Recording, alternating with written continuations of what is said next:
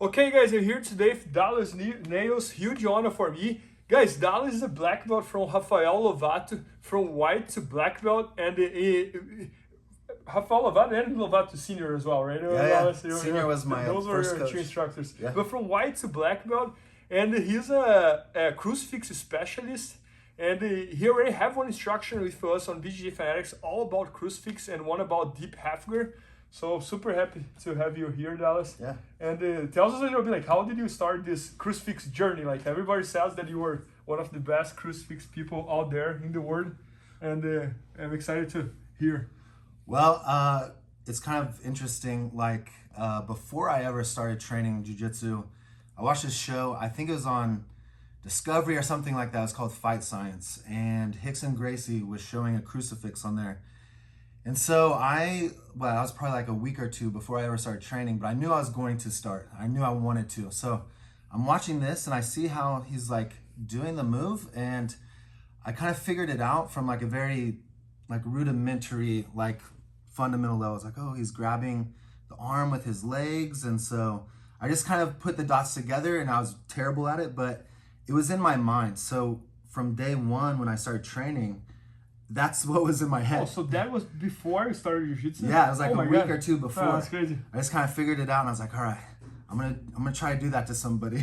And like within my first week, I was getting crucifixes, but I couldn't finish them. But I would trap guys, you know, other white belts, of course. Yeah. And I would get the position, and then thankfully I had a good coach, Rafael, to help show me actually how to finish and do some stuff early on. And then ever since day one, like, it's been in my arsenal, and I've been developing it for 15 years now. That's awesome. Yeah, and you started your jiu-jitsu journey with Lovato's dad as your coach, right? Yeah. And then you transitioned to Lovato Junior, Rafael Lovato, right? Back when I started, it was 15 years ago, and Lovato Senior, he was the fundamental instructor. He taught most of the fundamentals, and then Junior would teach more of the advanced classes in the evening. And Senior would do some advanced stuff too, but he was like more the morning guy, and so he was everyone's first coach, like back then. And then once you got we actually had like yellow belts and stuff back then.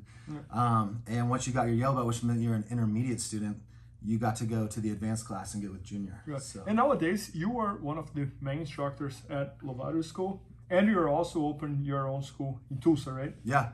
So I've been teaching at Lovato since I was a blue belt. I started just teaching fundamental classes, teaching kids, kind of like the normal route, and then working my way into the advanced classes, and now I teach everything. And this year, awesome. I'm planning on opening up my doors in Tulsa, Oklahoma this year. So I'm really excited for that. But anyways, can't wait to learn more about the crucifix from the deep half guard, which was one of my favorite positions. So yeah, I chose this one to show because I think we all know what Bernardo's best at. So I'm gonna help the world learn how to counter Bernardo. So we're gonna start in the deep half. Okay, so I'm in. First thing I want to do is switch my base. Okay, I can't keep this knee down and this knee up. I want to switch, and this is now gonna let me be able to use this leg. Now I need to keep my hands on the floor to put some weight on to free up this leg for my movement. So this is gonna allow me the back step. So I'm in, and I switch my base, which allows me the freedom to move this leg around. And the important thing is where my knee goes, okay? My knee is gonna come and drop right inside this hole right here, okay? So if you can see, my knee goes straight in front of his belly, trapping the arm, okay? And now a couple of things can happen, all right? Number one is if he's scared of the crucifix, he might pull his arm out. And if he pulled his arm out, that's only gonna help me be past. And now I'm here ready to go.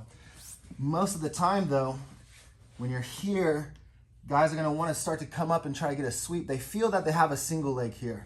But you'll notice even as Bernardo goes to get up, his legs aren't trapping my leg anymore, all right?